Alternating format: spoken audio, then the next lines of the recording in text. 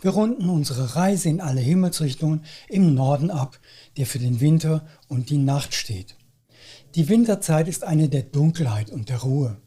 Dass hier nichts los ist bzw. nichts passiert, kann jedoch nicht behauptet werden.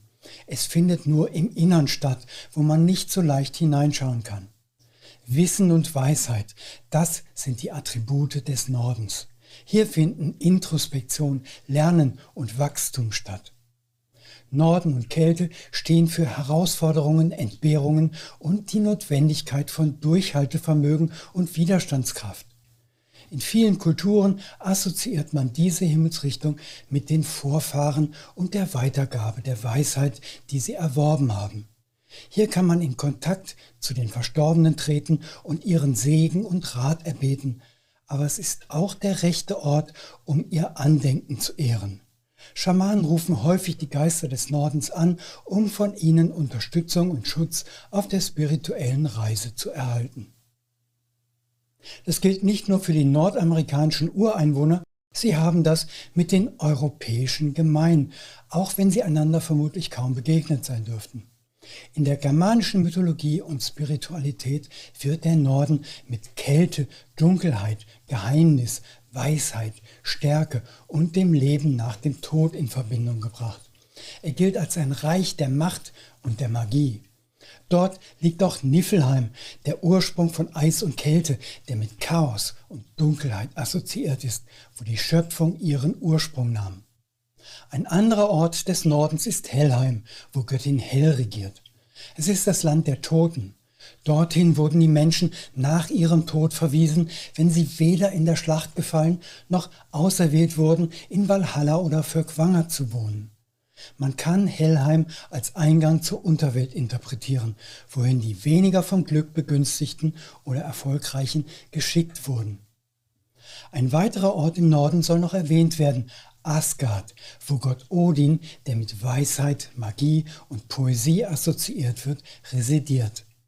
Im Norden steht der Weltenbaum Yggdrasil, unter dem der Brunnen von Urd sich befindet, dessen Wasser unermessliches Wissen verheißt.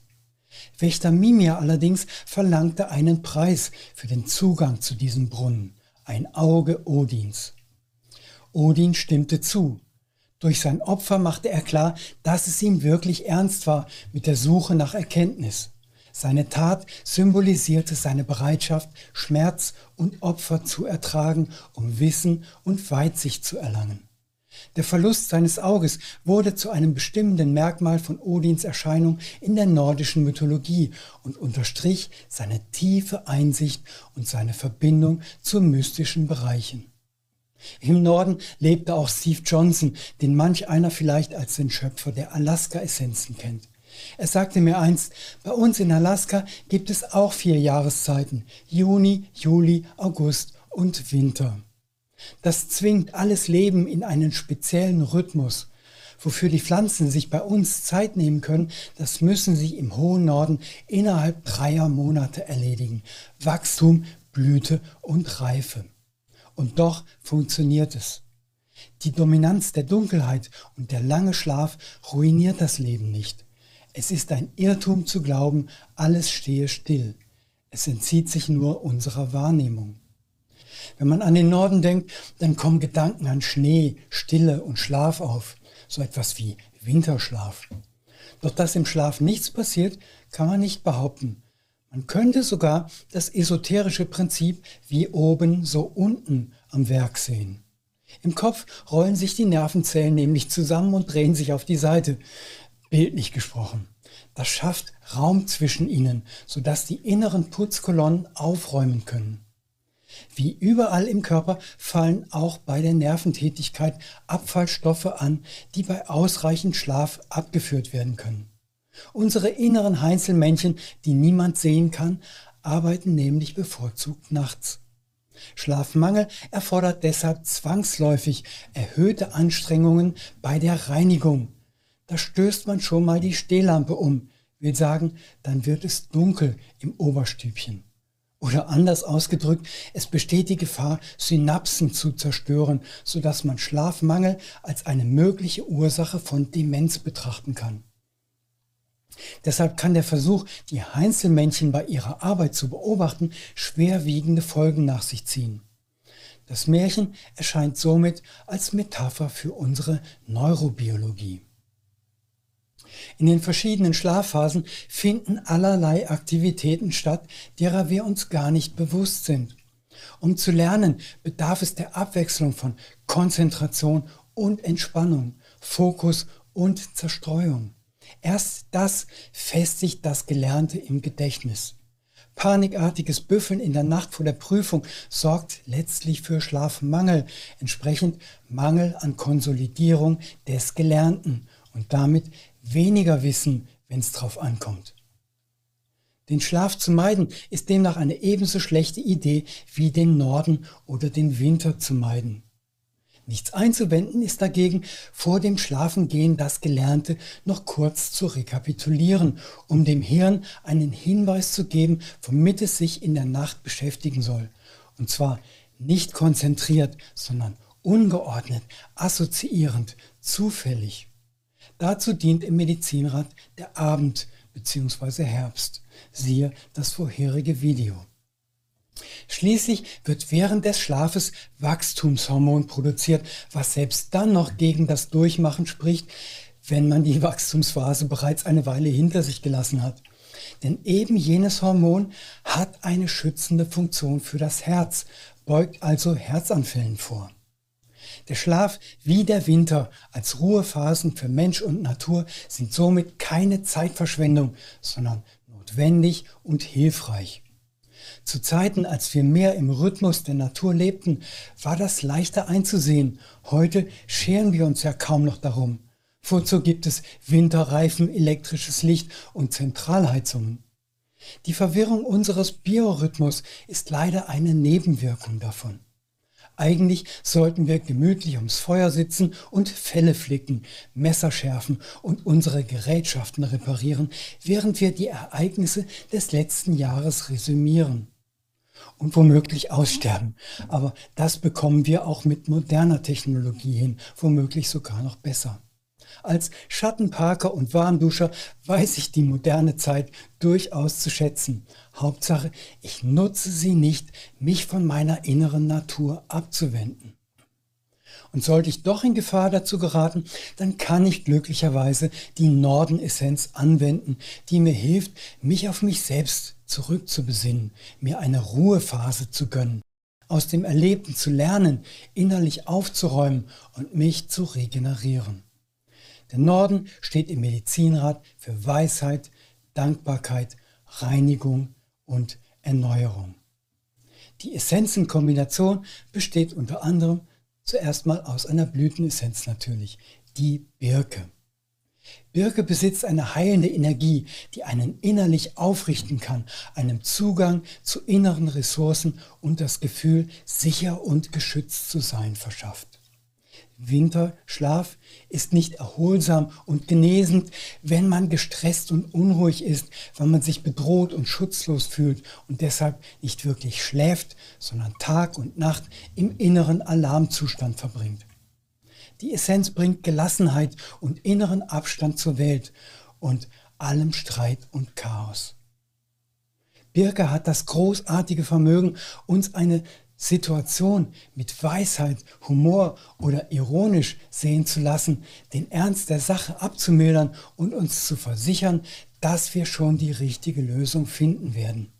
Das Gefühl, zu dem uns Birke den Zugang ermöglicht, ist das eines Bärenjungen, das eingekuschelt ins Fell seiner Mutter den Winter wohlbehalten übersteht.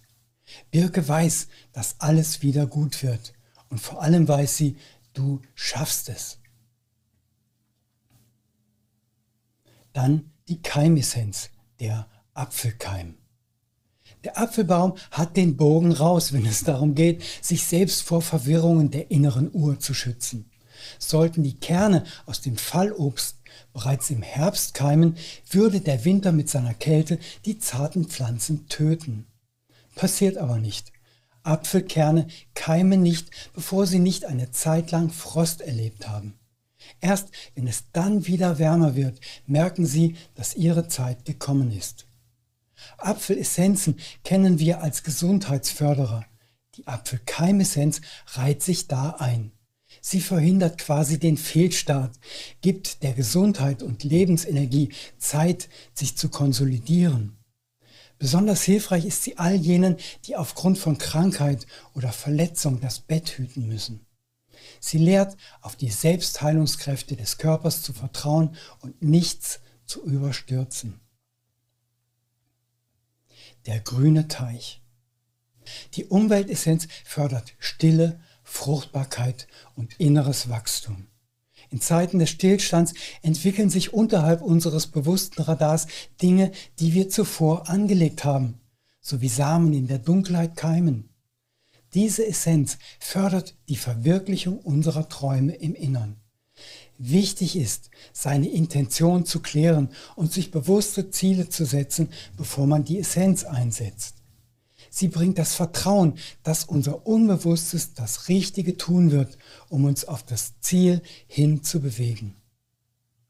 Meditation wird oft durch innere Unruhe gestört, genau wie Schlaf und die Fähigkeit zuzuhören. Der grüne Teich lässt einen innerlich stabil werden und sicher, dass man aus dem eigenen Zentrum heraus alles erreichen kann, was im Einklang mit der eigenen Persönlichkeit steht. Der Edelstein des Nordens ist der Herkheimer Diamant. Dies ist ein Quarz, kein Diamant, auch wenn er gern so aussehen möchte. Seine Hauptfunktion ist die Reinigung und Klärung, sowohl körperlich wie seelisch und emotional. Die körperliche Entschlackung führt ebenso zu mehr Vitalität wie die geistige. Sich von Altlasten zu befreien, macht den Kopf frei, lässt Muster und das Wesentliche erkennen und klare Entscheidungen treffen. Herkheimer Diamant lässt die eigenen Fehler und Schwächen ausloten, ohne sich dafür innerlich zu verurteilen. Vielmehr bringt er durch deren sanfte Korrektur einen weiter voran auf dem Pfad der Selbstverwirklichung. Er stärkt das Bewusstsein, bringt Orientierung und Klarheit. Dies auch im Traum.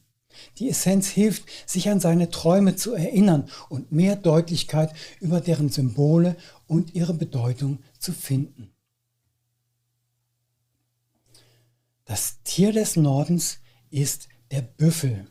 Genauer gesagt der weiße Büffel, der weibliche weiße Büffel, das Schutztier des Nordens. Der Legende nach ist sie die Mutter der weißen Büffelkälbchen, die im Laufe ihres Lebens die Farben der menschlichen Rassen annehmen: Rot, Gelb, Schwarz und Weiß. Doch nur derjenige, der nacheinander alle Farben zeige, sei ein heiliger Büffel. Die große Transformation der Menschheit findet dann statt, wenn 4 solcher Büffel sich an der Gabelung treffen und jeder den richtigen Pfad auf der Erde wähle. Das bringe das Heil. Wählten sie den falschen, dann bringe es Zerstörung. Es bleibt also doch an uns selbst hängen.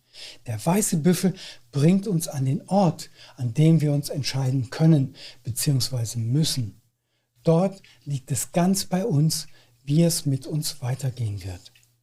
Und dieser Ort ist der Norden, wo es still ist und nichts uns ablenken kann.